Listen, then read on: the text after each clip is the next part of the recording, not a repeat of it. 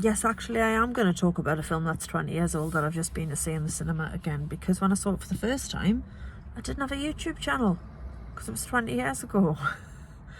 I've just been to the anniversary screening of Shaun of the Dead, and it has pushed all of my nostalgia buttons, and I shall tell you for why. I came to work in this here Odeon cinema in March of 2004, and Shaun of the Dead came out in April 2004, so I hadn't worked here for very long, just long enough to make some friends. Gary, Lawrence are the two that spring to mind, Beth, Simon, others, Jay, Matt, and our boss, one of our managers, Julia. I didn't like her, I'll be honest, she didn't like me either. Asked if we wanted a staff screening of Shaun of the Dead. I mean, did we? Yes, we jolly well did, because we were all around the same age. We were all in our early 20s, and we all loved Spaced, and we were all super excited for this new zombie film from the creative minds behind Spaced. So after work one night, they put on a screening in Screen 2 of Shaun of the Dead. And I sat with Gary and Dave and Gary's then girlfriend, Charlotte. And we loved it. We absolutely loved it. How could we not? It is magnificent. And do you know what? 20 years later, it's still magnificent.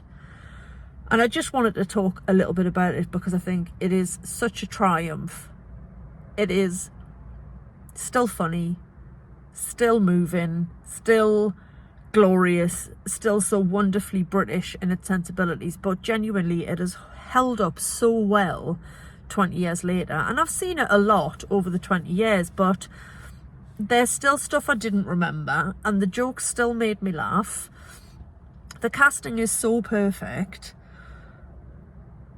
and it's great to watch it on a cinema screening. I've said this time and time again, but you can know a film really, really well, and if you're given the opportunity to watch it on a cinema screen, a film that you know and love, always take it, because you will notice stuff that you've never noticed before. And the case in point for me is Stand By Me. Stand By Me is my favourite film since I was 14 years old, and I'm now nearly 43.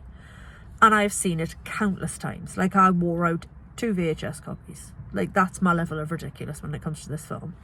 And yet, the 2 times I've been lucky enough to see it on a cinema screen, each time I've noticed things that I've never noticed before, despite probably hundreds of viewings.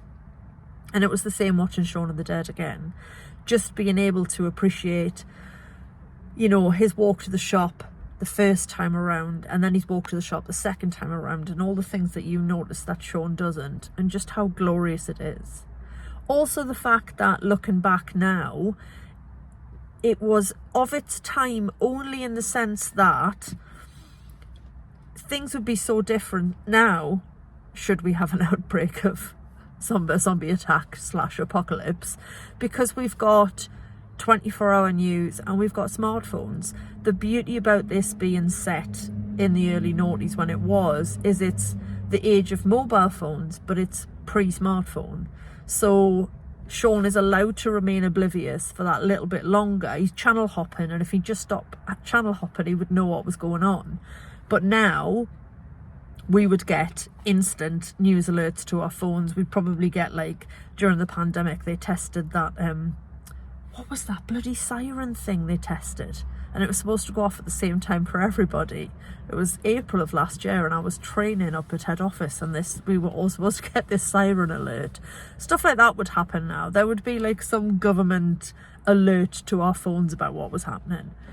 But it's recent enough to still feel really relevant, but historical enough that we didn't quite have that, like, technology, and that we didn't have, like, social media particularly. Well, we didn't have social media in 2004. I created my Facebook profile in 2007. So yeah, it still feels really recent and really relevant, but still being of its time. Edgar Wright was making his directorial debut. Obviously he had directed Space, but this was his first film. It's brilliant. It's really stylish. It's you know, I just love the visual style. I love the things that he's obviously taken from directors he admired, but while putting his own flair on it. The sort of cutting together of when the butter and the toast, and like the plan of what they're going to do, go to the Winchester, wait for all of this. There's just really lovely visual nods, and it's great because he's gone on to be a fantastic director and make some great films, and it's lovely to go back to the start and watch his debut. Obviously it's written by him and Simon, which is fantastic that they created this thing together. The cast are all absolutely superb. I love Nick Frost so much, and it's very well documented that when he played Mike in Spaced, he'd never actually acted before, which is daft. And again, he's gone on to have this amazing career. Watching it back, I did actually find myself not liking Ed quite as much because he is a bit of a dick, and I don't think I registered that when I was younger because I just loved him so much. And watching it back, you're like, oh mate, come on. I love Dylan Moran, and I want to say Lucy Richardson. Is that her name? It's not Lucy Richardson, is it? Is it? As Di and Daffs. Kate Ashfield as Liz, Penelope Wilton as Peak Mum. Peak doesn't want to bother anybody Mum. I love her so much. Bill Nye's fantastic, even though he's hardly in it. The absolute revelation that is Rafe's Ball. Like, obviously I knew Rafe's Ball was in this. I remembered the character he played. But looking at him 20 years ago and then looking at what he became is just ridiculous. And obviously Noel's not in it very much, but he makes quite an impact. He's the first one to say you've got red on you. He's got some really iconic moments, and like just knowing the glow up that was to come for that man. And also, I saw Rafe's Ball do To Kill a Mockingbird in the West End. He is a phenomenal actor, and just seeing him in this as like, well, I don't know how he's playing a 17-year-old. I don't know how old he actually was, but yeah, just absolutely mind-boggling where his career went. The crossover with all the other, with their counterparts, when you've got like Reece Shearsmith and Matt Lucas and Martin Freeman when they walk past Jessica Stevenson and her lot, the lovely little nods to Spaced that are peppered through Shaun of the Dead. The fact that everybody on it clearly worked their absolute bollocks off because the project meant so much to them. The use of the music is absolutely superb. There's so many lines in this film that I've quoted for the last 20 years. And yet there were still lines that I knew they were coming, but they made me laugh. There was a line that I had forgotten entirely, and I laughed so hard. Dylan Moran refers to Shaun as Captain Wow at one point, and I'd entirely forgotten that, and I properly giggled for ages. Just wonderful and nostalgic and funny and gloriously British, and perhaps, I mean, is it the only rom-com? We then got that Warm Bodies years later with Nicholas Hoult. That's probably a rom-com as well, but this was the first. And it has such a special place in my heart. You know, back in 2004, I obviously shared it with Mike back then, and I would go to an event many months later. Towards the end of 2004, there was a London Film Festival event, and the journalist Jason Solomons interviewed Edgar and Simon live on stage about the writing of Shaun of the Dead, and I attended the event with Gary, my friend Gary, with Pete, who would then go on to be my partner many years later, and with my uni mate Andy. To be honest, of those three men that I went with, I think Gary's the only one I still like.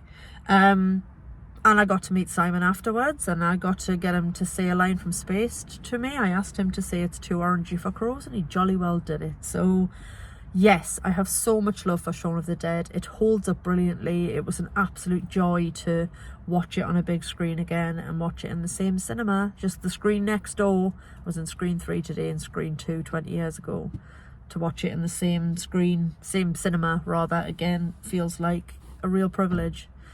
And just makes me extra sad that this building's going to go in less than 6 months' time. But while it's here, I'm going to continue to enjoy it. So yeah, big up the Shaun of the Dead. What a film. Thanks for listening. Katie out.